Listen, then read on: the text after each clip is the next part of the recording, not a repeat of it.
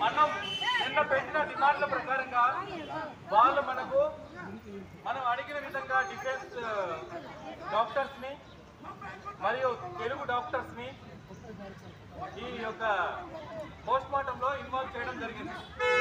వాళ్ళు రిపోర్ట్ తీసి ఏమేమైతే మనకి రిపోర్ట్లు వస్తాయో అవి డిసీజ్ అనేది మాత్రం 2 రోజుల తర్వాతనే దానికి తెలుస్తుంది. ఎందుకంటే అది ల్యాబ్ టెస్ట్ అవ్వాలి, అది ఐసీఎంఆర్ లా అవుతుంది. దేని కారణంగా చనిపోయారు, ఆవిడికి ఏం జరిగింది అన్నది మాత్రం పోస్ట్ మార్టం ద్వారా తెలుస్తుంది. కాబట్టి పోస్ట్ మార్టం పర్ఫెక్ట్ గా నిర్వహించారు. దానికి కూడా మాకు చెప్పిన సమాధానం ప్రకారం వాళ్ళు వీడియోగ్రాఫీ కూడా చూపించారు. ఎలా జరిగింది, ఏంటి ఏం చేయాలి అనేది మాత్రం వాళ్ళు చెప్పారు. కానీ దాని రిపోర్ట్లు లీగల్ గా 2 రోజుల తర్వాత వాళ్ళు మనకి ఇలాగా సబ్మిట్ చేస్తారు. వాళ్ళు కూడా ఏమని మనం కోరాం వాళ్ళతోటి అవన్నీ తీసుకొని రాసిచ్చారు. సరేనా? దీని ప్రకారంగా వాళ్ళు మనకు 2 రోజుల్లో దేని వల్ల చనిపోయిందని మళ్ళీ రిపోర్ట్ చేస్తున్నాను. దేనివల్ల ఆవిడ చనిపోయారు, ఆవిడికి ఎటువంటి డిసీజ్ అయ్యింది అనేది 2 రోజుల్లో తేలుతుంది. సరేనా?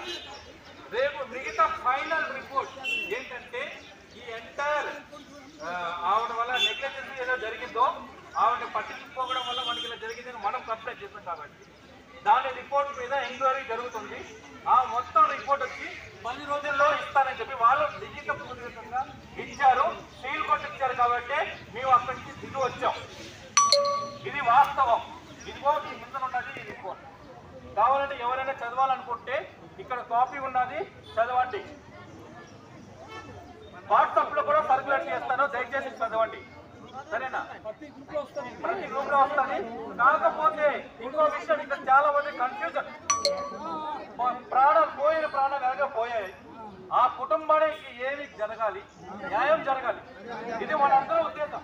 అందుకే మన ఇక్కడికి వచ్చాం కదా, అంతే కదా.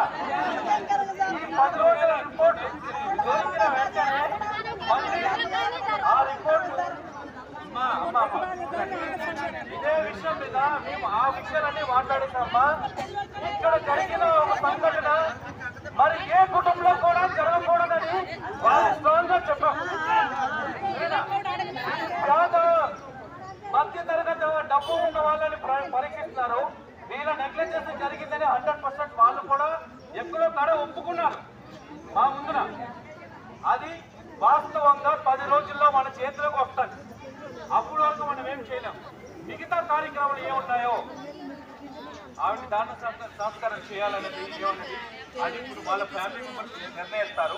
దాన్ని బట్టి మన ముందు కార్యక్రమం ఏముండాలో నిర్ణయిస్తాం. సరేనా?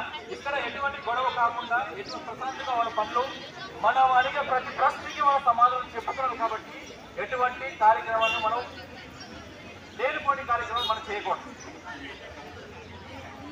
డిపార్ట్మెంట్ మొత్తం మన మాటకి ఒక్కి అంటే ఎంటైర్ డిపార్ట్మెంట్ మన మాటకి తల వచ్చి ముందుకు వస్తారు. కాబట్టి మేము లిఖిత పూర్వకంగా కూడా అడిగాం. దాని ప్రకారంగా మీరు ఇచ్చారు మనకి. లేకపోతే